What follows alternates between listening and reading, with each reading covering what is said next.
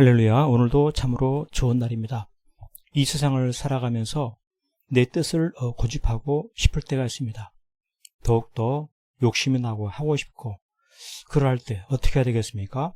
그 어떤 것보다도 하나님의 뜻을 찾고 그것을 우선하는 것, 이것이 참으로 지혜로운 것입니다. 이와 같은 사실에 대해서 오늘 큐티 본문의 말씀이 잘 이야기해 주고 있습니다.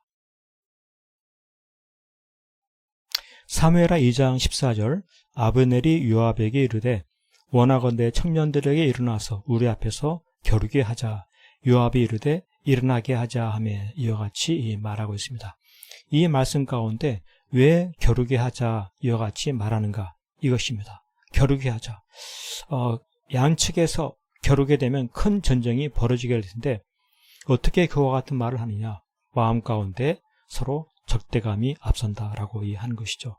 그래서 이와 같은 것들에 대해서 그만두어야 함에도 불구하고 믿음이 없어 겨루자라고 이렇게 하는 것입니다. 겨루자.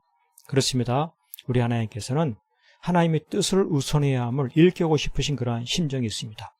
우리 하나님은 온 세상을 다스리신 하나님, 그 하나님께서 하나님의 뜻이 중요하다. 그 뜻이 이루어진다. 이것입니다. 그런데 믿음이 없으면 하나님의 뜻보다 내 뜻을 따르는 것이죠. 결국 아브넬은 그의 군사 360명이나 죽고 결국 전쟁에 패하게 되는 그러한 불행에 빠지게 된 것입니다. 그렇습니다. 오늘 우리의 삶 속에서도 앞으로 할 것에 대한 고집 늘 있을 때가 있습니다. 그러한 고집을 가지고 계속 살아야 할까요? 그것은 참으로 위험한 것입니다. 지혜로운 것은 무엇입니까? 믿음으로 사는 것입니다. 믿음이란 하나님의 뜻을 우선하는 것이죠. 내 고집이 과연 하나님의 뜻인가? 하나님의 뜻이 아니면 그 고집을 버리고 하나님의 뜻이면 그 뜻을 따라 살아가고, 그래서 내 마음 먹은 것을 돌아보면서 하나님의 뜻과 어긋날 때 회개하고 돌이킬 수 있는, 이것이 바로 귀한 믿음인 것입니다. 이처럼 회개하고 돌이킬 때 그런 풍성한 삶을 누리게 됩니다.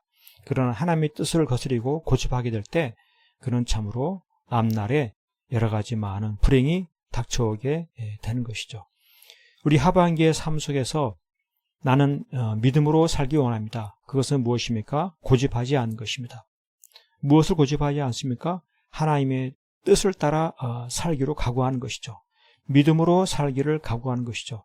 이와 같은 삶을 통하여서 내 삶이 변화가 되어지고 하반기에 놀라운 기적과 풍성한 삶을 경험하는 아름다운 삶 될 수 있기를 간절히 축복합니다.